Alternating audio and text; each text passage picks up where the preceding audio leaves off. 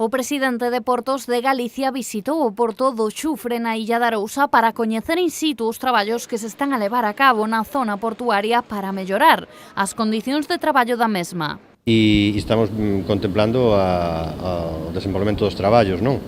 Se está actuando en esa superficie que vos dixen, me parece que se está aplicando un aglomerado dunhas características especiales para o peso dos tonelaxe dos vehículos que percorren este porto, e me parece que son 5 centímetros de grosor o que se está aplicando. Unha vez remate a fase de pavimentación, transcurrido un plazo prudencial de tempo, se procederá ao repintado da esplanada, o repintado tanto cebreado que vai en amarelo como que vai en outra cor, en cor blanca, para sinalizar viales, zonas de aparcadoiro e calquera outra cuestión. Cun investimento de 21.000 euros, Portos de Galicia mellorará o pavimentado dunha zona interior do Peirao que ata o momento acusaba un importante desgaste.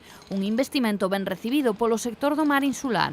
Nada, estamos conformes co que están facendo aquí na Illa de Arousa, que xa había anos que non se estaban facendo nada ou non sei cal eran os motivos, e agora pois temos as embarcacións da terceira lista, vamos a ir cor da cuarta, estamos pavimentando isto, dotando de luz o porto, que era insuficiente.